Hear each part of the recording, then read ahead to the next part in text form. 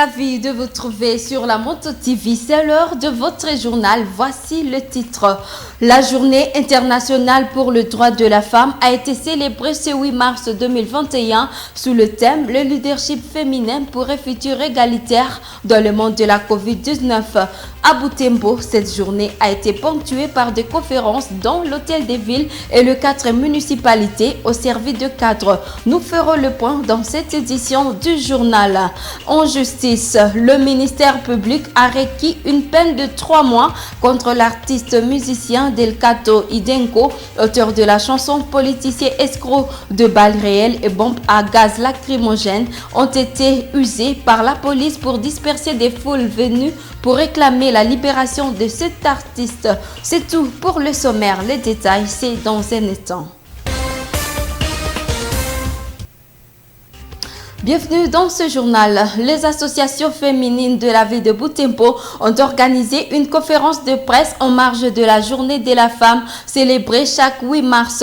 Les femmes ont débattu sur une série de recommandations formulées à l'occasion du mois de la femme. Les activités relatives se sont déroulées dans la grande salle de la mairie de Butembo. Isabelle Wangaimuka, commentaire.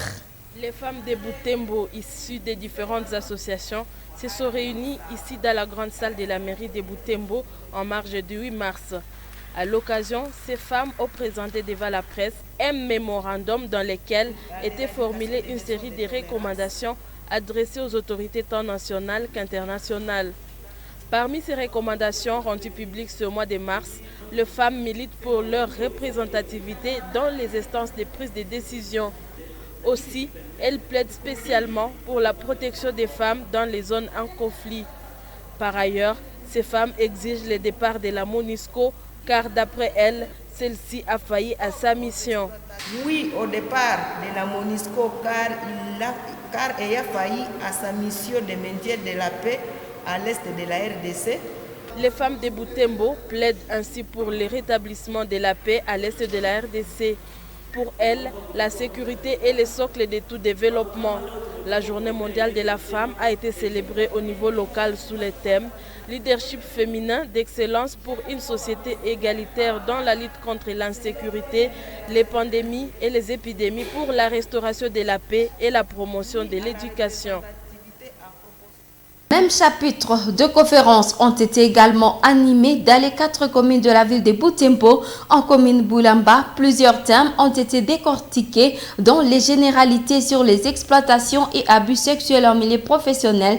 Dans la salle de renouveau charismatique de la paroisse Cœur Immaculé de Marie de Kitatumba, de femmes de diverses associations ont pris part à celle-ci. Roland Kiakimoa, reportage. Des femmes de la commune de Boulampa ont pris part à ces assises. Plusieurs thèmes leur ont été développés, dont les généralités sur les exploitations et les abus sexuels. Moussa Kamaboudani, l'orateur de ce thème, relate que plus de 350 cas de femmes abusées et exploitées sexuellement ont été rapportés par l'ONG Femmes Juristes pour la défense des droits de la femme, FJDF, durant la période de la 10e épidémie d'Ebola.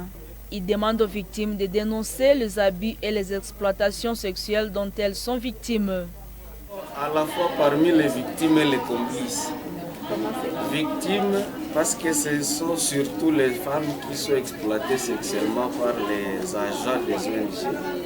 Et complices parce que dans la plupart des cas, elles se taisent devant des cas d'exploitation et d'abus sexuels sont surtout causés par les agents des ONG. Ce qui doit être fait, c'est de dénoncer, d'alerter.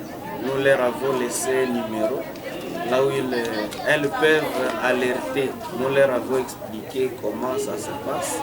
Il suffit de faire un petit SMS pour que le point focal qui est chargé de la prévention des exploitations d'abus à l'UNICEF et à la SAFDEF puisse être alerté et mener, diligenter des enquêtes quant à ce pour que nous puissions les prévenir ensemble avec la communauté.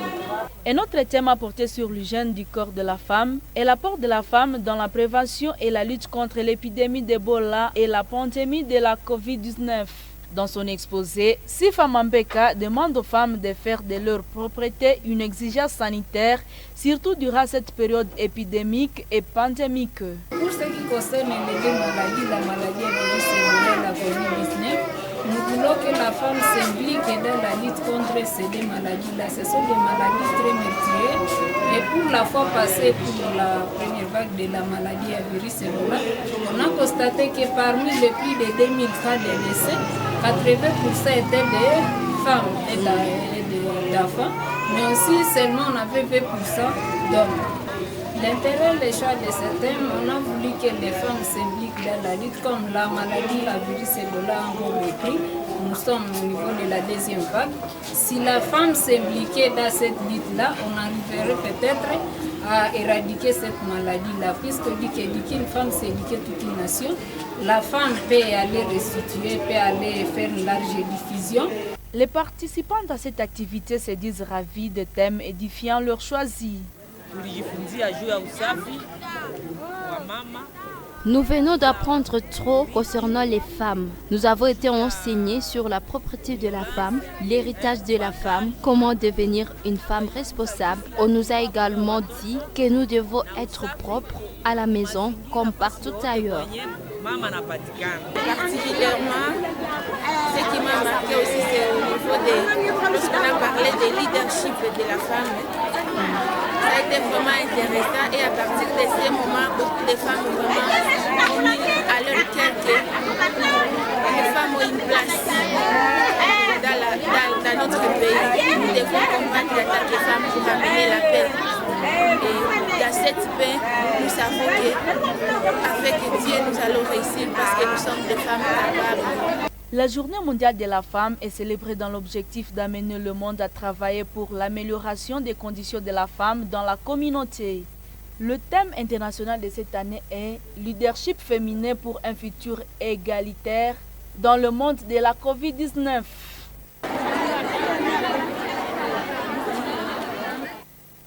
Inculquer la valeur de la femme africaine déjà aux écoliers et élèves, c'est la motivation de certains responsables des écoles qui ont exigé le port de pagne pour la célébration du 8 mars. Les fillettes en pagne rencontrées par Monto TV à l'EPA Vungi se disent très contentes et fières dans leur tenue du jour. Un reportage signé Francine Moussoa. Ici, c'est la cour scolaire de l'école primaire d'application Vungi, une école conventionnelle protestante. Dans la cour, des écoliers portent des pagnes à un foulard à la tête. Pour la fête, les enfants ont apporté la nourriture de la maison. Ils partagent ces repas à sample avec leurs enseignants. Cette ambiance est appréciée par ces écolières. Parce que aujourd'hui c'est la fête de maman. Je dis qu'il faut parler de pagnes. Pourquoi? Parce qu'aujourd'hui c'est la fête de maman. C'est une mère. Cette enseignante pense que le port des pagnes est une initiation pour ces enfants qui sont appelés à s'habiller d'une manière décente à l'image de la femme africaine. Les enfants sont en pagne, mais ils ont aussi qu'aujourd'hui c'est la journée des dames. C'est là qu'ils portent comme des dames, ils se comportent comme des dames africaines. Ils ont fêté, aujourd'hui ils ont fêté, ils ont étudié pendant quelques temps et après ils ont commencé leur fête. Cette célébration intervient à 2 semaines de reprise de cours après une suspension due à la pandémie de la COVID-19. Les femmes vendeuses de poissons réunies au sein de la coopérative de vendeurs et de transporteurs de poissons au Congo ont offert de vivres et de non-vivres aux déplacés vivant en Butembo en marge de la fête du 8 mars à leur bureau. Ces déplacés sont ceux qui vivent dans les familles d'accueil chez leurs membres et ceux qui sont passés à leur bureau pour demander de l'aide en cette journée dédiée à la femme. Francine Moussoa, une fois de plus. Nous sommes sur Avenue Renzori, au bureau de la Côte-Rave-Époque. Les membres de cette coopérative ont collecté des vivres et non-vivres à l'intention des vulnérables, notamment les déplacés des guerres vivant à Butembo, en cette journée où le monde célèbre la journée de la femme, façon de compatir avec eux. Madame Sambili de la Côte-Rave-Époque, qui les a accueillis, les a exhortés de se confier à Dieu, qui est le seul qui peut tout finir, la guerre dans leur milieu d'origine. Nous remercions Dieu pour cette journée qu'il nous accorde. Il est au-dessus de tout et c'est lui qui pourvoira mieux à vos besoins. Pour le président de cette coopérative, ses membres ont jugé beau de ne pas fêter pour porter en cœur les personnes à déplacement des suites de la guerre. Alors kwa mipangilio yetu kama Cotravepoc, yani coopérative de transporteurs vendeurs de poissons au Congo. Les membres de la Cotravepoc se sont abstenus de la fête pour s'organiser afin de combattre avec les vulnérables. Wakajima ile raha ya le 8 mars wakasema watasherehekea ile furaha yabo na wale ambao wanateseka. Les bénéficiaires se sont réjouis de cet acte caritatif et demandent aux autres personnes de faire autant pour soulager les personnes vulnérables. Nous remercions les vendeuses de poissons, que Dieu les bénisse. J'ai reçu les habits, cossettes de manioc et poissons. Merci des cossettes de manioc, les habits poissons avec les épices.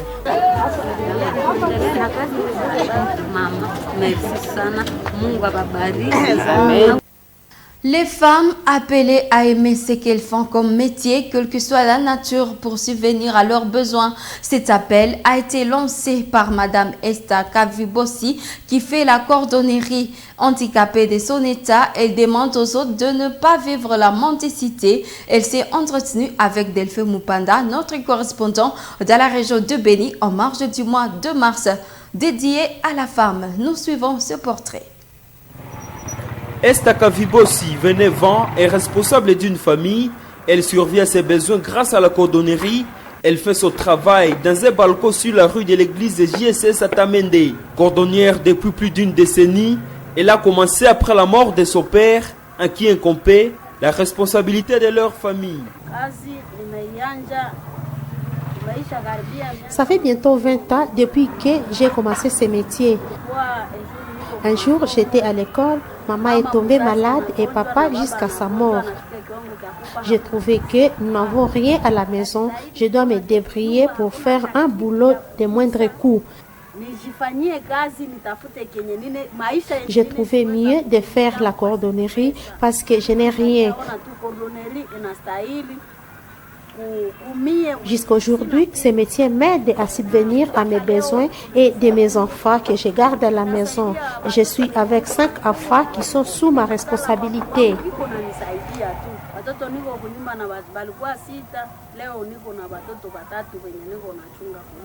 Esther Kavibossi est une personne vivant avec handicap. Malgré son incapacité à réaliser certaines tâches, elle estime qu'avec la cordonnerie, elle veut servir de modèle à d'autres femmes qui ne voudraient pas vivre l'autonomie de remédier aux différents problèmes de leur famille. J'aime ce métier, même si les autres sont paresseux. Moi, je l'aime parce que je n'ai rien comme moyen. Je vais dire aux autres femmes de ne pas tout attendre des hommes. Je préfère être modèle pour vous en faisant un métier négligé pour avoir ce que Dieu me promet demain. Je vais montrer aux autres que l'handicap n'est pas un défaut.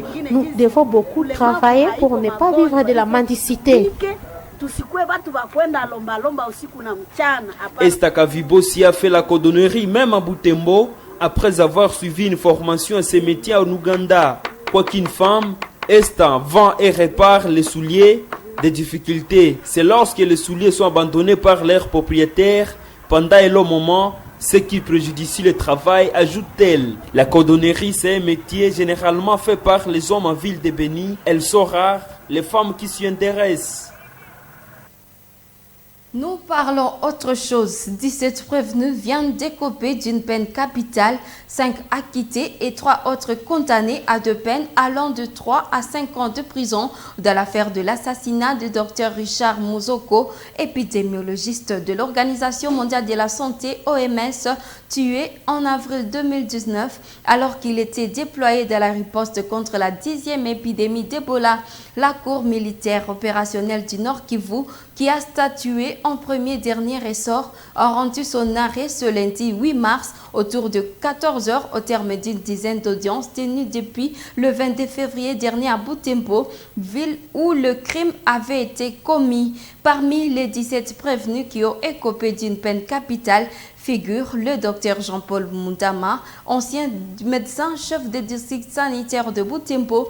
La Cour les a reconnus coupables d'association de malfaiteurs, participation à un mouvement insurrectionnel et terrorisme pour assassinat. Ceci pour avoir décidé de faire partir d'autres prestataires de soins non originaires de la région, évoquant la disparité de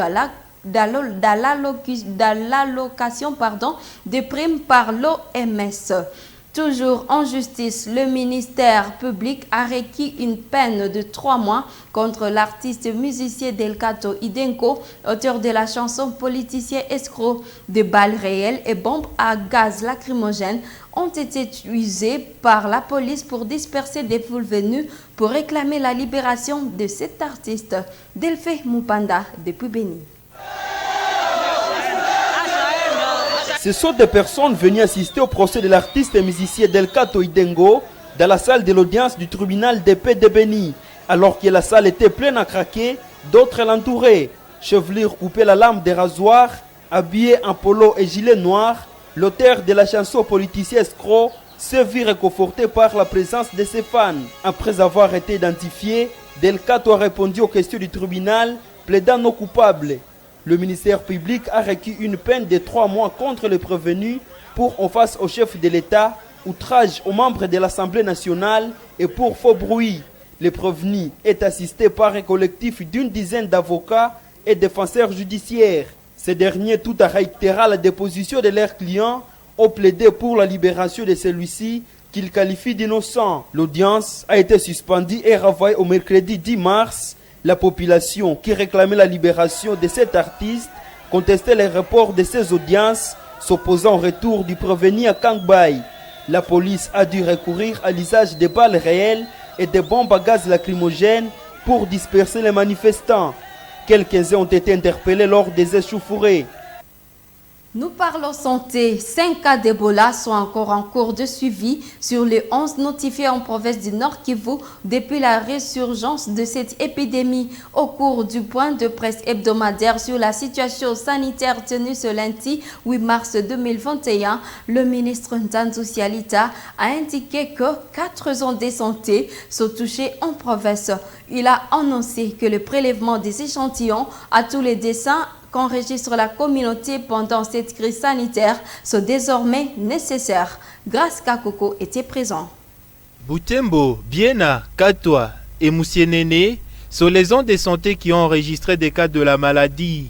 La situation générale sur les 11 cas d'Ebola fait état de 2 personnes guéries, 4 décès et 5 personnes sont encore en cours de suivi. Plus d'un jour vient de s'achever sans notifier de nouveaux cas. Mais le ministre demande à la population de maintenir la collaboration avec les agents de la santé. Moussienene déjà est au 22e jour, 100 cas. Nous avons aussi Mansoya, donc Biena, qui doit être à moyenne à 17 jours. À 17 jours, 100 cas. La zone de santé de Katwa, elle est déjà aussi à 23 jours, 100 cas. Et globalement, nous pourrions dire que nous sommes sur une bonne pente. Comme ça que la population qui nous écoute, qui est à Kahekou, qui est à Bianco, nous appelons cette population à coopérer avec nos équipes des zones de santé, donc la zone de santé de Biena qui est sur place, qu'elle ne panique pas. Nous ne voulons pas attribuer une maladie forcément à une personne, non, ce n'est pas notre objectif. Mais l'objectif, c'est de dire un compatriote est décédé, vérifions. Pour réduire le risque de contamination, les autorités sanitaires ont décidé de l'importance de prélever des échantillons à tout décès enregistrés dans les communautés. Le ministre Eugène Sialita appelle la population à coopérer avec les professionnels de la santé pour l'application de cette mesure. Maintenant, la population doit coopérer pour nous permettre de nous mettre de plus en plus en confiance que tout décès, tout malade dans la communauté n'a pas Ebola. Et pour ça, il faut aller à l'hôpital ou au centre de santé le plus proche. Si on a des signes qui font penser à Ebola, on va prélever et on aura les résultats. Et ça va nous rassurer. Et cette pratique, elle n'est pas nouvelle. Ça a toujours existé. Vous savez que nous avons la pandémie à Covid-19 et la maladie à virus Ebola. Près de 900 cas de malades d'Ebola ont été listés et suivis. Parmi ces personnes, plus de 500 ont été déclarées négatives et par conséquent libérées, a indiqué le ministre provincial de la Santé. En ce qui concerne la pandémie de la COVID-19, 50 nouveaux cas ont été notifiés en province du Nord Kivu la semaine écoulée. La plupart de ces cas sont des personnes qui passent au test avant de voyager. Le ministre note que la plupart des malades du coronavirus au Nord Kivu ne montrent pas des symptômes de maladie. Dr Nzanzu Sialita appelle la population à respecter scrupuleusement les mesures barrières qu'importe l'absence des signes de la COVID-19. 50 nouveaux cas confirmés les 3 derniers jours. 4 décès communautaires, 46 guérisons cliniques, 150 malades actifs. La répartition est comme suit: 24 à zone de santé de Goma, 11 à zone de santé de Karissi, 6 à Beni, 5 à Kato, 3 à Moussienene et 1 en zone de santé de Butembo. Sur 100 voyageurs qui viennent faire le test, il y a au moins 3 qui sont positifs de Covid-19. Et c'est ce que je disais tantôt, que la Covid, c'est 80% des malades n'ont pas de signes. Vous voyez, ces voyageurs d'ici, ils viennent pour raison. Ils viennent se faire tester pour raison de voyage. Mais que 3%, donc 3 sur 100, quand nous prenons l'ensemble de voyageurs, sont positifs à la COVID-19.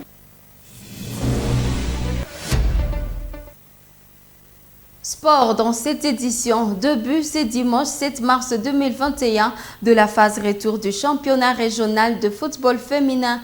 Pour cette 4e journée, le FC Graben Sport de Butembo a reçu le FC Okivagri de Luutu au stade de l'Amitié de l'Itave. Le rouge et blanc de Butembo ont lourdement battu les filles de Luutu par 9 buts à 1. Joël Tali pour ses reportages. C'est à 15h30 que tout est parti ici au stade de l'Amitié de l'Itave. En rouge, les filles des Butembo et en orange, celles de Luotu. À peine centrées, les visiteuses de Luotu encaissent déjà le premier but dans les 10 premières minutes. La rencontre est contrôlée dans tous ses compartiments par les filles des Butembo. Celles-ci vont enchaîner 5 autres buts seulement dans la seule première mi-temps. Mi-temps, le FC Graben se rend à repos avec 6 buts dans les marquoirs à son avantage. Rien ne changera à la reprise de la seconde partie de jeu. Les rouges et blancs des Butembo marquent un 7e but, ce qui complique davantage la situation au FC Okivagri de Luotu. En poursuite d'une merveilleuse campagne dans cette compétition, le FC Graben clôturera la rencontre avec 2 autres buts supplémentaires qui viendront fermer la marque pour les rouges et blancs du nord des Butembo. C'est en toute fin de match que les visiteuses, elles, obtiendront la seule chance de la manche sur pénalty qu'elles vont concrétiser. Battu à l'aller par 6 buts à 1 à Luotu, le FC Okivagri a vu sa chance s'éteindre avec cette énième défaite par 9 buts à 1. La manche n'a pas été facile pour son équipe, reconnaît l'entraîneur du FC Okivagri qui accepte sportivement cette défaite. Pour les filles de Butembo, il faut profiter au maximum de l'évolution positive de la campagne pour enfler les points. Cependant, la vice-capitaine de cette équipe reconnaît que cette victoire est le fruit du bon préparatif de son équipe. Grâce à sa victoire de ce dimanche, le FC Graben Sport de Butembo renforce sa position à la tête du championnat. Les filles de Butembo totalisent 12 points sur les 12 possibles, avec 24 buts marqués en seulement 4 matchs. La prochaine étape pour les rouges et blancs du nord de Butembo est Lubero, où elles seront accueillies par le FC Colombe de la paix locale. C'est la fin de cette édition. Heureux 8 mars à toutes ces femmes du monde. Au revoir.